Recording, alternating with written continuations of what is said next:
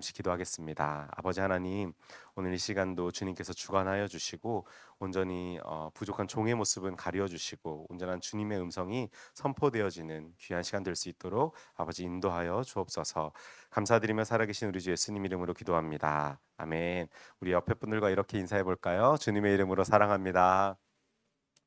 네, 주님의 이름으로 사랑하고 주의 이름으로 축복합니다. 잘 오셨습니다. 네, 여러분 혹시 사마귀라고 아십니까? 사마귀? 네, 사마귀 이 녀석이 사마귀죠. 그런데 오늘 제가 말하고 싶은 거는 이 당랑권의 사마귀가 아니라 그 다음 화면 보여주시면 이 손이나 피부에 나는 사마귀. 이것도 사마귀라고 부르더라고요. 그래서 저는 어릴 때는 사마귀한테 물리면 저런 게 생기는 줄 알았습니다. 그런데 그게 아니더라고요. 어, 실제로 이것의 정확한 명칭은요, HPV 인유두종 바이러스라고 이렇게 표현을 하는데요.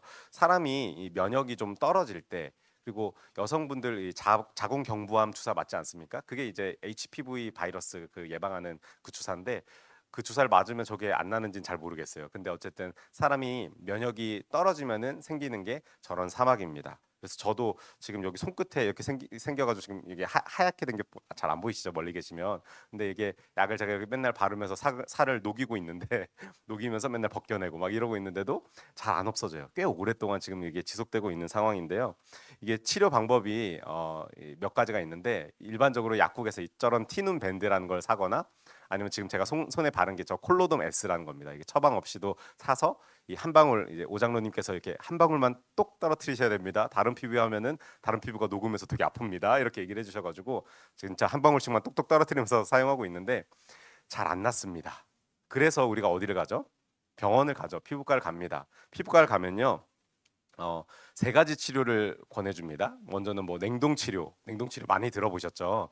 냉동을 그 아주 저온의 그 뭐랄까요? 그런 것 약품을 그 사마귀에다가 쏩니다. 그래서 얼려가지고 사마귀 균을 다 죽인 다음에 자연스럽게 떨어져 나가게 하는 그런 게 이제 냉동 치료고 또 다른 거는 그 레이저라고 해서 제가 이 왼손에도 한번 생긴 적이 있었거든요. 손가락 사이에 이렇게 굳은 살처럼 이렇게 올라왔었는데 병원에 갔더니 아 이거 사막이에요 그러고 바로 레이저로 그 자리에서 잘라 주시더라고요. 그렇게 많이 부위를 잘라내는 줄 몰랐는데 그걸 먹고 항생제를 먹었더니 여기는 이제 안 나더라고요. 그런 방법도 있고 그리고 제가 예전에 머리에도 이 사마귀가 난 적이 있었습니다. 뒤통수에. 그래서 면역이 참 안 좋은가 봐요. 뒤통수에 나는데 안 보이니까 맨날 이걸 떼내고 하는데 이게 점점 커져가지고 이제 아내한테 실컷 요거 더 먹고 이제 피부과를 갔었는데 그랬더니 거기서도 냉동 치료도 해보고 레이저 치료도 했는데 안 되는 겁니다. 그래서 이 블레오마이신이라는 독을 주사를 해요. 독을 주사를 해서 제 피부를 아예 다 괴사를 시킵니다. 그 부위를. 그래서 여기에 머리가 안 나도 괜찮아요? 저한테 물어보더라고요. 그래서 네 어차피 머리가 지금 없으니까 괜찮아요. 그러면서 그냥 네 잘라주세요 해가지고 거기를 아예 그 독을 주사해가지고 아예 이렇게 거기가 이제 썩어버려가지고 사마귀를 다 죽여서 떼내는. 그래서 그 부위에 이제 머리카락이 안 나는 뭐 이제 그런 이제 방법이 있는데 그런데 여러분 이렇게 해도요 잘 안 없어지는 게 뭡니까? 이 사막이라는 겁니다. 이렇게 해도요 재발할 확률이 너무 높다고 해서 제가 요 손가락에 지금 난 사마귀를 의사 선생님한테 선생님 이거 그냥 레이저로 잘라주세요. 제가 그렇게 말씀을 드렸거든요. 그랬더니 선생님이 아 이거는 재발할 확률이 높기 때문에 그렇게까지 치료를 안 해도 될 것 같습니다. 그냥 평생 굳은 살로 생각하고 사세요. 저한테 그런 말씀을 하시더라고요. 근데 제가 성격상 잘 못해가지고 계속 약을 바르면서 살을 녹이고 있는 그런 과정에 있는데 그래도 잘 안 없어집니다. 그만큼 뿌리가 굉장히 깊다라는 거죠. 근데 여러분 이 사마귀보다요 더 깊이 우리 가운데 침투해 있는 녀석이 있습니다. 그게 뭘까요? 바로 죄라는 녀석입니다. 여러분 죄 역시요 우리 눈에 보이는 것들 눈에 보이는 그 죄들을 우리가 말끔히 제거한다고 우리가 노력을 하지만요 그럼에도 불구하고 우리는 계속해서 죄의 관성을 따라 죄의 모습으로 자꾸 돌아가려고 하는 것이 우리들의 모습입니다. 그런데 문제는요 여러분 진짜 이건 심각한 문제인데 이 죄의 권능을 이 땅 가운데서는 완전히 해결할 능력이 우리한테는 없다라는 것입니다. 우리는 늘 잘 살다가도 작은 죄가 우리 가운데 벌어지면은 우리는 그 죄를 따라서 다시 한번 그 길을 걸어 나아가게 되고 또 습관처럼 뭔가 죄의 습관처럼 그 길을 향해 나아간다라는 것입니다. 여러분 우리에게는 죄를 이겨낼 능력이 없습니다. 우리가 이 땅에서 죄의 권능을 벗어나기 위한 유일한 길은요. 우리의 능력이 아니라 바로 하나님께 있는 것입니다. 우리가 하나님을 가까이 할 때, 우리가 하나님께 가까이 나아갈 때, 우리가 매일같이 말씀을 묵상하면서 기도하면서 하나님이 나와 함께 하심을 느끼며 내가 매일같이 주님 앞에 가까이 거할 그때에, 그럼 그때에 우리는 비로소 죄로부터 멀어질 수 있다는 겁니다. 그런데 그것이 제가 아까 말씀드렸던 것처럼 멀어지는 것뿐이지 우리가 그 죄를 완전히 끊어낸다? 그런 의미는 아닙니다. 우리 여러분, 하나님은 늘 우리와 함께 하십니다. 그러나 우리가 하나님께 계속 나아가야 하는데 그러지 못하고 빛이 있을 때 어둠이 그 자리에 거하진 못하죠. 그러나 빛에서 점점 멀어지면은 어떤 것이 생깁니까? 결국엔 그 주변에는 어둠이 늘 도사리고 있는 것입니다. 그렇기 때문에 이 땅에서는요, 우리는 완전히 죄에서 자유할 수 없습니다. 하나님이 계신 그 천국에 갔을 때에만 비로소 자유할 수 있지만, 그럼에도 불구하고 우리가 하나님께 계속해서 가까이 나아간 그때에 죄로부터 우리는 자유함을 느낄 수 있게 된다라는 것입니다. 그런데 여러분, 오늘 말씀을 묵상하면요, 이 열왕기상 우리 계속해서 묵상하고 있는데 하나님과 가까이 하기는커녕 도리어 죄를 끊어내지 못해가지고요, 죄의 권능이 온 나라를 뒤덮어버리는 이야기가 이 열왕기상에 나옵니다. 그 시작은 솔로몬이었습니다. 그런데 그 시작은 솔로몬이었지만 오늘 등장하는 두 사람으로 인해서 온 이스라엘 백성들이, 온 나라가 죄의 권능 아래 굴복하는 모습이 나타납니다. 그 첫 번째 사람은 누구냐면 바로 이 사람인데요. 같이 한번 읽어볼까요? 시작. 솔로몬의 아들 르호보암. 솔로몬의 아들 중에서 이 르호보암이라는 아들이 있었는데요. 이 사람이 솔로몬이 죽고 난 다음에 이스라엘의 왕이 됐던 사람입니다. 르호보암입니다. 좀 생소할 수 있지만 여러분, 이 르호보암은요, 아버지의 신앙과 정치의 패단을요 아주 그대로 답습했던 사람이었습니다. 그 결과 바로 이스라엘이 남과 북으로 쪼개지는 그러한 일을 촉발시켰던 그 사람이 바로 이 르호보암이라는 사람인데요. 물론 여러분, 이스라엘의 남북 분단의 원인은 누구에게 있었습니까? 간접적인 원인은요, 솔로몬에게 있었습니다. 솔로몬의 후반기 통치 방식이요 아주 극악무도했기 때문입니다. 여러분, 그 당시에 솔로몬이 건축을 정말 많이 했거든요. 솔로몬 당시에 전쟁이 없었습니다. 전쟁이 없다 보니까, 전쟁이 있을 당시에는 누가 제일 중요한 사람입니까? 장군들이 중요한 사람들이겠죠. 군사들이 중요한 사람들이고. 그런데 전쟁이 없으면요, 이 사람들이 무엇으로 변하냐? 바로 건축 노동자로 변하는 겁니다. 그래서 이 솔로몬 당시에 어떤 것들을 지었는지 여러분 기억나시나요? 성전을 건축했죠. 성전을 건축하고, 그리고 자기가 살 왕궁을 건축합니다. 그런데 이 두 개만 건축하고 끝났냐? 그러지 않습니다. 이 사람이, 성경을 보면 어떤 얘기가 나오냐면요, 솔로몬이 자신의 후궁을 위하여서 자신의 왕궁과 동급의 건물을 지었다라고 성경은 기록하고 있습니다. 후궁이 몇 명이었습니까? 기억나시나요? 700명입니다. 후궁이 700명, 첩이 몇 명? 300명이었어요. 1000명 정도. 물론 1000명을 다 그렇게 지어주진 않았겠지만 어마어마한 궁전을 이스라엘의 곳곳에 짓기 시작했다라는 겁니다. 그로 인하여서 수많은 이스라엘 사람들이 동원되었고, 물론 성경의 기록에 따르면은 이스라엘 사람들은 그 건축을 관리 감독하는 역할이었지만 건축량이 너무너무 많이 늘어나자 이들도 투입이 되어서 결국에는 노동자로서 너무나 혹독한 고된 노동을 감당했던 것입니다. 여러분, 분단의 이 간접적인 원인은 이 솔로몬의 후반기 통치 방식에 있었지만, 진짜 직접적인 원인은, 진짜로 이 촉발된 사건을 일으켰던 사람은 누구냐면요, 바로 오늘 등장하는 르호보암이라는 사람입니다. 여러분, 르호보암에게 이제 솔로몬이 죽은 다음에 백성들이 찾아왔습니다. 물론 백성들의 대표가 찾아왔겠죠. 대표들이 찾아와서 왕이시여, 당신의 아버지가 우리에게 너무나 힘든 노역을 부과했습니다. 그러니 이제는 우리에게 그 노역을 조금 줄여주시고 우리에게 부과했던 그 세금을 조금 줄여주세요. 그래야 우리가 좀 살 수 있을 것 같습니다. 이렇게 르호보암을 찾아왔습니다. 그러자 르호보암이 일단 알겠어, 일단 돌아가고 한번 생각해 볼게 라고 얘기를 합니다. 그리고 왕궁에 있던 이 현자들, 이 선지자들과 이야기를 좀 나눕니다. 그 중에서 먼저 이야기를 나눴던 사람들은요, 솔로몬이 살아있을 당시에 솔로몬도 조언을 구했던 원로들이었습니다. 이 원로들에게 백성들이 이렇게 간곡하게 청하는데 제가 어떻게 했으면 좋겠습니까? 라고 질문을 하자 이 원로들이 이렇게 얘기를 하는데요. 백성의 필요를 잘 헤아리십시오. 그리고 그들에게 긍휼을 베풀어 주세요.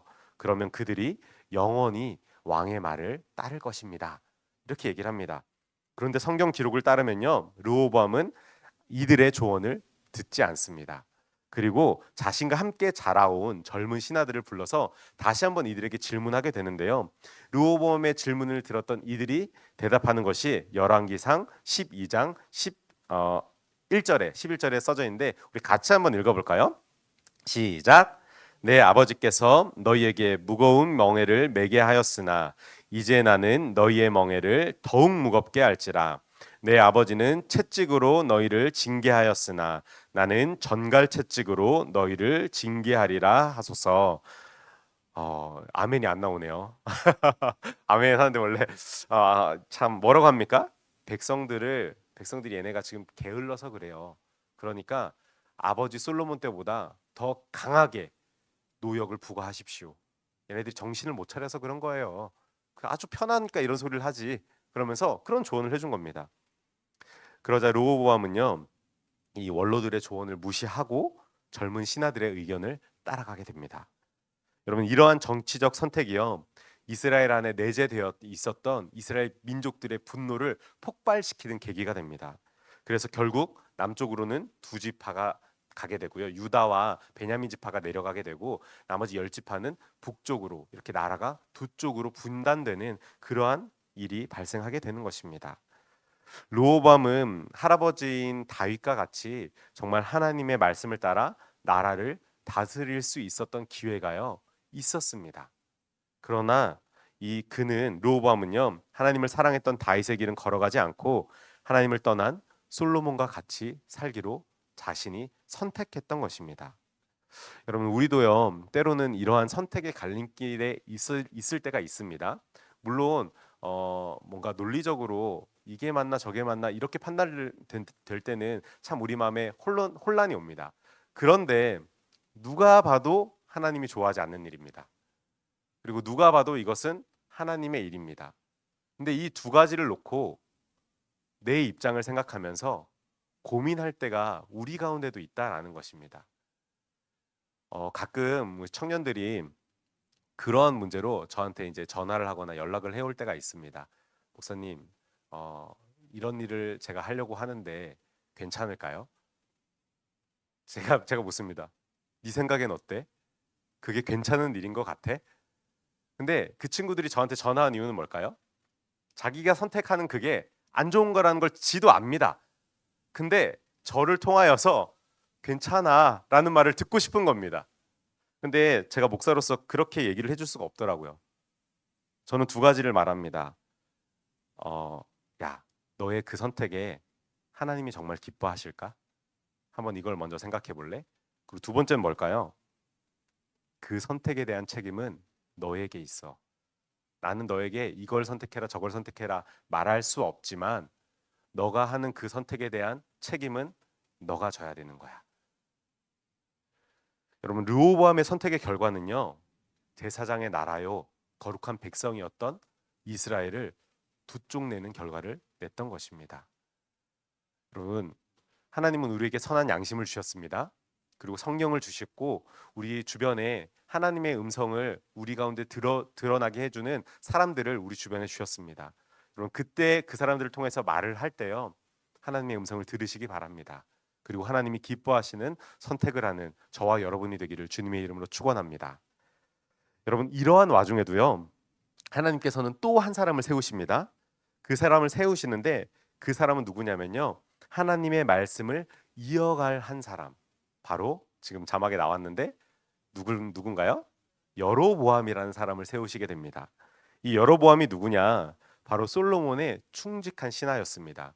그리고 솔로몬이 그 집권을 하는 당시에 아주 장군으로서 용사로서 유명했던 사람이고요. 그리고 솔로몬이 이 평안한 세월을 지낼 때 그때 건축으로도 아주 유명한 사람이 바로 이 여로보암이라는 사람이었습니다. 그러니까 이스라엘에서는 아주 촉망받던 그 유능한 신하가 바로 이 여로보암이라는 사람이었는데요. 하나님께서는 이 솔로몬의 변한 마음을 보시고 그의 충실한 종이었던 여로보암을 세우시게 되는 것입니다. 그래서 이 선지자 아이야라는 사람을 통해서요, 여로보암에게 하나님께서 이렇게 말씀하시거든요. 열왕기상 11장 37절부터 39절의 말씀인데 메시지 성경으로 우리 같이 한번 읽어보도록 하겠습니다. 시작. 내가 이스라엘의 왕이 될 것이다. 내가 나의 말에 귀를 기울이고 내가 보여주는 길을 따라 살고 내 종 다윗이 한 것처럼 내 지시에 따르고 명령에 순종하여 나를 기쁘게 하면 어떠한 일이 있어도 내가 너와 함께 있을 것이다. 다윗에게 한 것 같이 너에게도 견고한 나라를 지어줄 것이다. 이스라엘이 내 것이 될 것이다. 아멘. 여러분, 여로보암에게요, 솔로몬의 아들로부터 나라가 분단될 것이라는 것을 하나님이 미리 예언을 해주십니다. 그리고 한 나라는 두 지파, 남유다라고 표현하는데, 이 유다와 베냐민으로 구성된 남유다는 내종 다윗을 위하여 남겨두겠지만, 다른 한 나라, 나머지 열 지파를 통하여서 북이스라엘은 내가 너에게 주겠다라고 하나님께서 약속하시는 겁니다. 근데 저 이 말씀 보면서 와, 하나님이 다윗을 얼마나 사랑하셨으면 다윗을 위하여서 이 두 지파를 남겨놓겠다는 겁니다. 솔로몬도 아니고 르호보암도 아니고 걔네들이 아니라 내가 사랑했던 그 종 다윗을 위하여서 내가 이 두 지파 남유다란 나라를 남겨놓겠다 약속을 하시는 겁니다. 그리고 나머지 열 지파는 너에게 주면서 북이스라엘이라는 나라를 만들고 견고하게 하겠다. 그런데 조건이 있습니다. 무엇입니까? 내 종 다윗과 같이. 조건은 딱 하나였습니다. 내 종 다윗과 같이 나의 말을 따라 살아가면은 내가 너를 통하여서 세워진 그 나라를 견고하게 세워갈 것이다 라고 약속해 주시는 겁니다. 여러분, 이런 혼란스러운 상황 속에서도요, 하나님께서는 다윗과 같이 하나님의 말씀을 지켜 행할 자들을 부르고 계신다라는 사실입니다. 그런데 여로보암은요, 이 하나님을 사랑한 다윗의 길에서요, 점점점 벗어나게 됩니다. 그 결정적인 사건이 한 가지 나오는데 바로 단과 베델의 예배당을 만들고 금송아지 우상을 세운 사건입니다. 제가 지도를 하나 보여드릴 텐데요. 이게 그 당시에 나라가 두 쪽 난 지도입니다. 아래쪽에 이제 빨간색으로 된 지역이 남유다 지역이었고요. 북이스라엘 지역은 저렇게 노랗게 표시된 지역이 북이스라엘 지역인데요. 이 단이란 곳은 어디냐면은 저 지도의 맨 위에 있는 그 북이스라엘의 최북단을 말합니다. 그리고 베델은 북이스라엘의 최남단 지역을 말을 하는데요. 즉 나라의 제일 위쪽 지역과 제일 아래쪽 지역에 하나님을 예배하는 예배당을 이 여로보암이 세운 것입니다. 그런데 하나님이 이것이 문제라고 지적을 하는데 우리 조금 의문이 생기지 않습니까? 아니 하나님을 예배하겠다고 이렇게 예배당을 지었는데, 아니 솔로몬도 성전 지었는데 뭐가 문제입니까? 여러분, 뭐가 문제였을까요? 두 가지 문제가 있었습니다. 하나는 무엇이냐면요, 예배를요 자신의 정치적 목적으로 사용했습니다. 그리고 두 번째는요, 예배를 하나님이 정해주신 말씀이 아니라 자기 마음대로 조작했습니다. 이것이 여로보암의 죄였습니다. 여러분, 이스라엘의 모든 성인 남자들은요 1년에 세 번은 예루살렘 성전으로 가서 하나님을 예배해야 합니다. 그 절기 때문에 그렇거든요. 그런데 여러분, 이 예루살렘 성전이 어디에 있습니까? 바로 남유다에 위치해 있었습니다. 그러니까 나라가 두 쪽이 났더라도 이스라엘 사람들이라면은 하나님을 예배하기 위해서 1년에 세 번은 남쪽에 있는 예루살렘 성전으로 가야 하는 의무가 있었던 겁니다. 그러니 여로보암이 생각할 때요, 1년에 세 차례씩 이 남자들이 남쪽으로 의무적으로 내려가다 보면은 이 사람들의 마음이 남쪽으로 기울지는 않을까 하는 염려가 이 여로보암 안에 있었던 겁니다. 그래서 한 것이 바로 북이스라엘 지역에 최남단과 최북단의 예배당을 세우고 북이스라엘 사람들이 남유다로 가는 일을 최소화시키려는 이 정치적인 목적이 있었던 겁니다. 그래서 여러분, 이 여로보암이 성전을 지은 이유는요, 하나님을 예배하기 위한 것이 아니었습니다. 정말 순전히 정치적인 목적이 그 안에 들어 있었던 겁니다. 여러분, 이런 말이 있습니다. 믿는 자들에게는 하나님이 진리이고 믿지 않는 자들에게는 하나님은 헛소리이며 정치인들에게는 하나님은 권력 유지 수단이다. 이런 말이 있거든요. 여러분, 이 여로보암의 선택도 그랬던 겁니다. 자신의 이익을 위해서 하나님을 이용했던 것, 그것이 여로보암의 죄였습니다. 그렇게 볼 수 있는 분명한 증거가 이 열왕기상 12장 31절부터 33절에 더 자세하게 기록되어 있거든요. 제가 한번 읽어보겠습니다. 한번 눈으로 따라오십시오. 그가 또 산당들을 짓고 레위 자손 아닌 보통 백성으로 제사장을 삼고, 여러분 여기서 말씀 다시 한번 띄워주시겠어요? 레위 자손이 아닌 보통 백성으로 제사장을 삼았답니다. 여러분 하나님께서는요, 이스라엘 백성들이 출애굽할 당시에 레위 지파를 따로 구분하여서 그들이 가나안 땅으로 들어갈 때 레위 지파는 땅을 분배받지 못했습니다. 왜요? 하나님의 성전에서 예배 드리는 사람으로 거룩하게 구별시켰던 사람들이었습니다. 그런데 레위 지파만이 하나님을 예배하고 예배 제사장의 직분을 감당할 수 있었는데, 여로보암은요, 자기 마음에 드는 사람들을 제사장으로 세웠던 겁니다. 그리고 예배를 진리하게 했던 것입니다. 그리고 다음 말씀, 여덟째 달 곧 그 달 15째 날로 절기를 정하여 유다의 절기와 비슷하게 하고 제단에 올라가되 베델에서 그와 같이 행하여 그가 만든 송아지에게 제사를 드렸으며 그가 지은 산당의 제사장을 베델에 세웠더라. 여러분 이 사람은요, 자기 마음대로 성전을 지었을 뿐만 아니라 그 성전 안에 무엇을 세웁니까? 금송아지를 세웁니다. 마치 광야에서 아론이 금신상을 만들어서 금송아지를 만들어서 이것이 너희를 애굽에서 인도해낸 여호와 하나님이다라고 말하는 것처럼, 이 여로보암이 잘못된 신앙을 가지고 그 당시 여러분 왜 금신상을 만들었는지 아십니까? 가나안 지역에 살던 이방 신을 섬기는 방식이 그랬기 때문이에요. 그러니까 이 사람이 하나님을 예배한 제대로 된 방식도 모르고, 아, 신을 섬길 때는 저렇게 섬기는 거구나라는 것을 그냥 눈으로 봤던 겁니다. 그래서 이방 신을 섬기는 방법으로 성전에다가 금송아지를 갖다 놓고 이것이 하나님이다라고 말을 하면서 예배를 드렸던 겁니다. 누구를 통해서요? 자기 마음대로 세웠던 그 제사장들을 통해서 말이죠. 그리고 33절, 그가 자기 마음대로 정한 달 곧 여덟째 달 15째 날로 이스라엘 자손을 위하여 절기로 정하고 베델에 쌓은 제단에 올라가서 분향하였더라.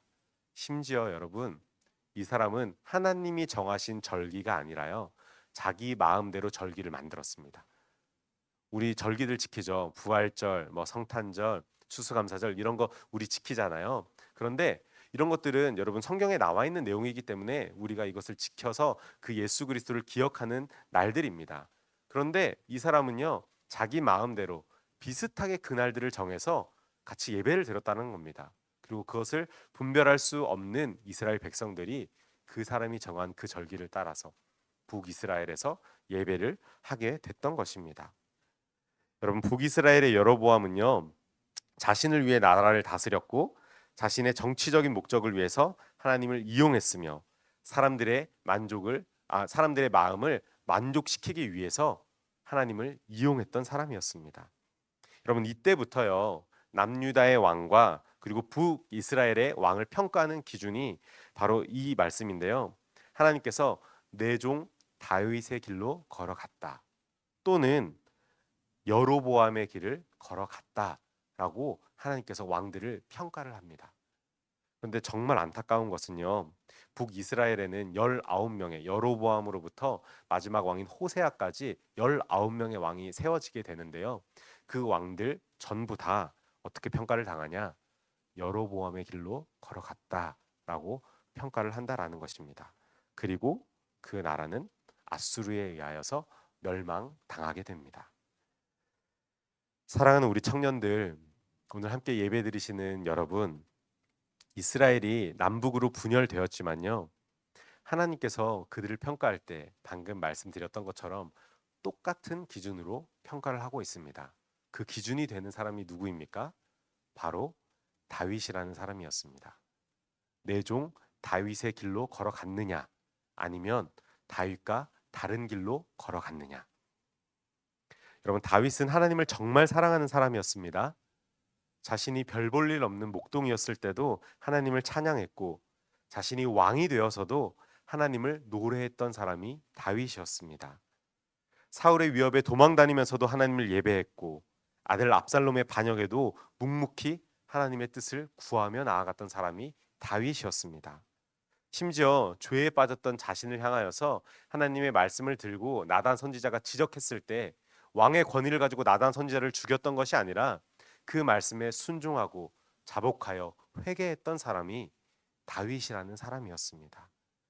다윗의 중심에는 늘 하나님이 계셨고 다윗은 누구보다도 하나님을 사랑했던 사람인 것입니다. 이러한 다윗의 길이 남유다와 북이스라엘의 왕들을 평가하는 하나님의 기준이었다라는 것입니다. 여러분, 저와 여러분은 어떻습니까? 다윗의 길을 걸어가고 있습니까? 아니면 다윗의 길에서 멀어지고 있습니까? 오늘 말씀을 마치면서 정말 바라기는 다윗의 길을 따라 걸어 나아가는 사랑하는 우리 청년들이 되시고 우리 성도님들이 되시기를 주님의 이름으로 축원합니다. 그래야 해서 우리의 선택이 하나님의 길을 따라 정말 하나님을 선택하시는 저와 여러분이 되시기를 바랍니다. 기도하겠습니다. 아버지 하나님, 우리